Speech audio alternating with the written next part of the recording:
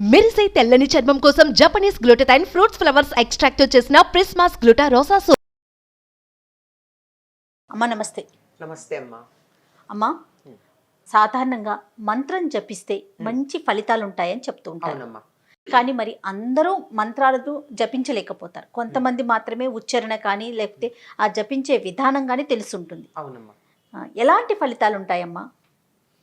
అంటే ప్రతి ఒక్కరూ నేర్చుకోవాల్సిన అవసరం ఉందా?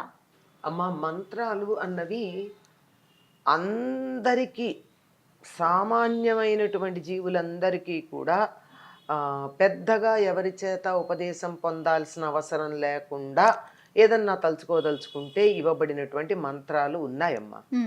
తారక మంత్రం అంటారు, రామ మంత్రం. దానికి ఎవరైనా చక్కగా ఉచ్చరించవచ్చు. కారణం ఏమిటి? అందులో ఉచ్చరించడానికి కష్టమేం లేదు. ఈ స్వరపేటిక ఉన్నటువంటి ప్రతి వాళ్ళు ఉచ్చరించగలిగినటువంటి ధ్వని రా.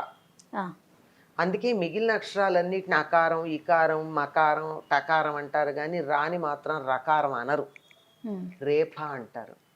దానంతట అది ఈ స్వరపేటిక స్పందిస్తే వచ్చేటటువంటి మౌలికమైనటువంటి ధ్వని అది. అంచేత రా ఉంది. మా నోరు మూస్తే వచ్చే మా శబ్దం అదే. ఇది ఇంత ఉచ్చరించడానికి చాలా తేలిగ్గా ఉండేదే కాక చాలా గొప్ప గొప్ప గొప్ప పరమార్థమైనటువంటి అర్థాలన్నీ కలిగి ఉన్నటువంటిది. ఇంకా నేను దాని అర్థం చెప్పడం మొదలు పెడితే 2-3 గంటలు పడుతుంది. అంతటి విశేషం ఉందని మాత్రం చెప్తున్నా. అటువంటి మంత్రాన్ని నిరంతరం జపించుకోవచ్చు, తప్పేం లేదు. లేదు అంటే నమశివాయ, మళ్ళీ అందులో దానికి ఓం లాంటివి ఏం చేయడానికి లేదు. ఉట్టిగా పంచాక్షరి 5 అక్షరాలే. ఓం చేరిస్తే మళ్ళీ మీకు ఎక్కువ అవలా? అవునమ్మా. అయిపోయిందా లేదా? ఇది కూడా పంచభూతాలకి, పంచతత్వాలకి, ఇంకా చాలా వాటికి సంకేతంగా ఉండేటటువంటి అద్భుతమైనటువంటి మంత్రం. ఓకే. ఈ 2 మాత్రం అందరూ ఎప్పుడైనా అమ్మా. శ్రీరామ, అలానే శివాయ. శ్రీ లేకపోయినా రామ అన్నా చాలు, ఉట్టిగా రామ అన్నా చాలు. శ్రీ చేర్చినా తప్పు లేదు. ఒకవేళ శ్రీ ఉచ్చరించలేకపోవచ్చు కొంతమంది, అసలు ఉచ్చరించలేరు కొంతమంది. అంటే శ్రీ అంటూ ఉంటారు, సాని షాగా పలుకుతారు కదా. అవునవును. శ్రీ అనకపోతారు. అంతే రామ సమస్య లేదు. శివాయ అన్న దాంట్లో శివాయ అన్నప్పుడు చచ్చినట్టు శివాయ అంటే తప్ప, లేకపోతే కుంటిసా అనే అవకాశమే ఉండదు. శివాయ అని చక్కగా అంటారు. ఎంత దయమ్మ మన పెద్దలకి మన మీద. అందరూ చాలా తేలికగా ఉచ్చరించగలిగిన మంత్రాలు ఇచ్చారు. ఇంకా అంతకన్నా పెద్దవైతే ఉచ్చారణలో తేడా వస్తుంది. అసలు ఉచ్చారణ అంటారు చాలా మంది. ఉచ్చారణ తప్పు, ఉచ్చారణే అనాలి. అక్కడ ఒత్తు లేదు, చాకి ఒత్తు లేదు. అక్కర్లేని చోట ఒత్తులు పెడతాం, కావాల్సిన చోట ఒత్తులు పెట్టాం. ఉదాహరణకి ప్రొనౌన్సియేషన్ అంటాం, నౌన్ పలికి. అసలు ప్రొనౌన్సియేషన్ తప్పు, ప్రొనౌన్సియేషన్ ఇంగ్లీష్లో కూడా.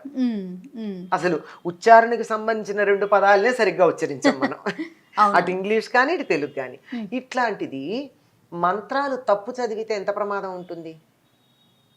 అందువల్ల ఎవరైనా ఆ మంత్రాన్ని స్పష్టంగా అక్షర దోషాలు లేకుండా, అక్షరమే కాదమ్మా, దీర్ఘము, హ్రస్వము, ఎక్కడ ఉదాత్త అనుదాత్త స్వరితాలు అంటే ఎక్కడ పెంచాలి స్థాయి, ఎక్కడ సమంగా ఉండాలి, ఎక్కడ కిందకు ఉండాలి, వీటన్నిటిని చూసుకుని మరి ఎక్కడ విడదీయాలి, ఎక్కడ కలపాలి, ఇవన్నీ చూసుకుని స్పష్టంగా ఉచ్చరించి మంత్రాన్ని సిద్ధి పొందినటువంటి వారి దగ్గర ఉపదేశం తీసుకుని అంత స్పష్టంగా ఉచ్చరిస్తే ఫలితం ఉంటుంది.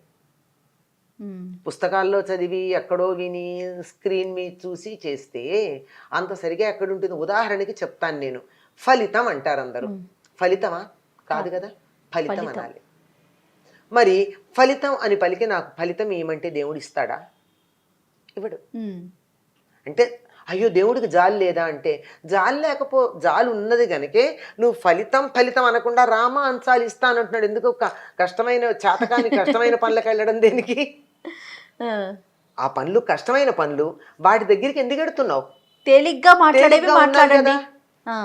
ఎవరితోనో పోటీ, వాళ్ళు చేశారు నే చేయాలి, వీళ్ళు చేశారు నే చేయాలన్న తాపత్రయం తప్ప ఇంత తేలికైన ఉండగా ఎందుకు వెళ్ళినట్టు? అందువల్ల అంత స్పష్టంగా ఫలితం అనడమే అలవాటయ్యి ఫలితం అనకుండా ష అనకుండా ఉమ్. స అనకుండా శ పలకగలిగితే మిగిలిన చాలా వాటి జోలికి వెళ్ళట్లా నేను. కొన్ని మాత్రమే. ఇది మాత్రమే బాగా అందరూ అంటూ ఉంటారు కనుక చెప్తున్నా. ఇవన్నా లేనటువంటి వాళ్ళు పెద్ద పెద్ద మంత్రాలు మేము చదువుతాం అని పెడితే ఎటువంటి ఫలితం ఉంటుంది? ఎందుకు ఉండదండి అంటే ఉండదు. ఎందుకు ఉండదు అంటే కొన్ని మంత్రాలకు అసలు అర్థాలు లేవు. ఉహుం. అర్థం తీస్తే డిక్షనరీలో ఇది ఒక దొరకదు మనకి. బీజాక్షరం అని ఉంటుందే తప్ప మంత్రానికి అర్థమే ఉండదు. ఉమ్. ఎందుకు అర్థం ఉండదు అంటే అదంతా కోడ్ లాంగ్వేజ్. మరి ఎలా అర్థం చేసుకోవాలమ్మా? అర్థం చేసుకోనక్కర్లా. మంత్రం నీకు ఆ చదివితే చాలా? ఆ మంత్రాన్ని అంత స్పష్టంగా ఆ మంత్ర అధిష్టాన దైవం పేరేదో చెప్తారు కదా, ఆ. ఆ దైవాన్ని మనసులో పెట్టుకుని ధ్యానం చేస్తూ ఈ మంత్రాన్ని ఉచ్చరిస్తే సరిపోతుంది. ఎట్లా, ఉమ్. ఎందుకు ఇట్లా దీనికి ఇలా కోడ్ లాంగ్వేజ్ అని ఎందుకు అన్నారు? అందుకే మంత్రం రహస్యం అంటారు. రహస్యం అంటే తీసుకెళ్లి బీరువాలో దాచిపెట్టి ఎవరన్నా వస్తే ఇట్లా దాచిపెట్టేసి కొంగు కింద పెట్టి అని కాదు అర్థం. It is coded. ఆ కోడింగ్ ఎందుకని అలా జరిగిందమ్మా? ఎలా ఉంటుంది కోడింగ్ అంటే, ఉదాహరణకి నేను మీకు ఏదైనా మెయిల్ పంపించాలనుకున్నాను. ఉమ్. మీ మెయిల్ ఏదో ఉంది, ఆ, మెయిల్ ఐడి ఉంది. మెయిల్ ఐడి ఉంది. ఆ మెయిల్ ఐడిలో నేను అక్కడ డాట్ పెట్టలా, రాదు కదా. రాదుగా. రాదుగా. దాన్ని మనం మామూలు భాషలో ఏమంటాం, ఫుల్ స్టాప్ అంటాం. మెయిల్ ఐడిలో ఏమంటున్నాం, దాన్ని డాట్ అంట. డాట్ అంటున్నాం, లేదా హ్యాష్ అంటున్నాం, @ లేదా అంటున్నాం. అంటున్నాం, లేదంటే అండర్ స్కోర్ అంటున్నాం, అవును. లేదంటే డాష్ అంటున్నాం, లేదంటే అపాస్ట్రఫీ అంటున్నాం. దీనికి ఏమన్నా అర్థాలు ఉన్నాయా? లేదు కదమ్మా. అదొక లాంగ్వేజ్ అంతే. అంతే. ఆ లాంగ్వేజ్ మన భాషకు సంబంధించింది కాదు. అది కంప్యూటర్ మాత్రమే డీకోడ్ చేయగలదు. ఎస్, అవును, అవునా? కరెక్టేనమ్మా. అవునా? ఆ. నాకు దాని డీకోడింగ్ నాకు సంబంధం లేదు. నాకు నీకు మెయిల్ కావాలి అంటే నీ మెయిల్ ఐడి నేను తీసుకుంటే చాలు. నేను అది కొడితే దీనికి అర్థం ఉండొచ్చు, ఉండకపోవచ్చు. చాలామంది మెయిల్ ఐడీలు రకరకాలుగా పెట్టుకుంటే అసలు పేరు ఉచ్చరించడానికి కూడా రాదు. దేనికి అది విడివిడి అక్షరాలు నువ్వు పలకాలే తప్ప దాన్ని మొత్తం చదువుదామంటే ఎట్లా కుదురుతుంది? అవును. ఏమిటేమిటో పెడతారు, డబల్ టీలు, డబల్ ఎస్లు, డబల్ ఎల్లు పెడతారు. ఏమొస్తుంది? ఏం అర్థం? అది ఉచ్చరించలేం కదా, ఎట్లా వెళ్ళింది?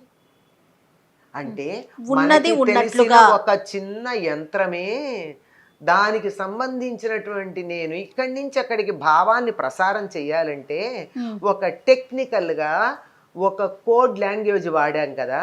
అవును. ఇక్కడి నుంచి ఇక్కడికి, ఆ. ఇక్కడి నుంచి ఎక్కడికో పంపాలంటే ఎంత కోడ్ లాంగ్వేజ్ ఉండాలి? ఎంత బాగా చెప్పారమ్మా. కోడ్ లాంగ్వేజ్ ఉండాలా వద్దా? అవును, ఖచ్చితంగా ఉండాలి దీన్ని బట్టి. మరి అందుకని నీకు ఆ కోడ్ లాంగ్వేజ్ స్పష్టంగా వచ్చి ఎక్కడ అండర్ స్కోర్ పెట్టాలో, ఎక్కడ క్యాపిటల్ పెట్టాలో, ఎక్కడ నార్మల్ లెటర్ పెట్టాలో కోడింగ్ జాగ్రత్తగా వస్తే చాలు, దాని అర్థంతో పని లేదు. అర్థంతో పని లేదు.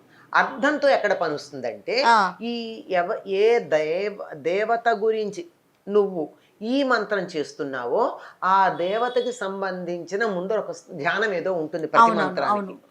ఆ మంత్రానికి ముందున్న ధ్యానంలో ఈ దేవత యొక్క లక్షణాలు ఉంటాయి. దానికి అర్థం తెలుసుకుని ఈ మంత్రం జపించేటప్పుడు ఆ దైవాన్ని తలుచుకుని మనసులో నిలబెట్టుకుని ఈ మంత్రం చేస్తే ఫలితం ఉంటుంది. ఓహో, నేను ఇన్ని చేశానండి ఫలితం లేదు అంటే నువ్వు ఉచ్చారణలో ఎక్కడ దోషం చేసావో. అలాంటప్పుడు మీరన్నట్లుగా చాలా సులువుగా మాట్లాడే విధంగా రామా కానీ, శివ నమశివాయ కానీ, ఇలాంటివి ఇంకా కొన్ని ఉన్నాయట అమ్మ. సేమ్ అంటే పెద్ద పెద్ద మంత్రాలకి వచ్చినంత ఫలితమే దీనికి కూడా ఉంటుందా మరి? అసలు అద్భుతమైన ఫలితం ఉంది, తప్పు చెప్పే కన్నా సందేహం లేనే లేదు. రామ మంత్రానికి ఉన్నంత ఫలితం మరి దేనికి లేదా. ఇందాక చెప్పాక దాని గురించి మాట్లాడాలంటే 2-3 గంటలు. అంత గొప్పది అది. శివుడు పార్వతికి ఉపదేశం చేసినటువంటి మంత్రం. ఆ మంత్రానికి తారక మంత్రం అని పేరు. తారకం అంటే తరింప చేసేది. ఈ సంసార సముద్రం నుంచి మనని దాటి మోక్షం ఇవ్వగలిగినటువంటిది. విష్ణు సహస్రనామం చదివినంత ఫలితం వచ్చేది. అబ్బా, అద్భుతం. కేన ఉపాయేన అని అడుగుతుంది పార్వతీదేవి. అందరూ సహస్రనామం చదవలేరు, ఏం చెయ్యాలి అంటే ఏమని చెప్తారు అప్పుడు? శ్రీరామ రామ రామేతి రమే రామే మనోరమే. మనోరమే అంటే శివుడికి భార్య, ఆయన మనసుకు సంతోషం కలిగించే ఓ పార్వతి అని చెప్తున్నాడు అనమాట ఆయన. సహస్రనామ తత్తుల్యం రామనామం అని చెప్పాడు.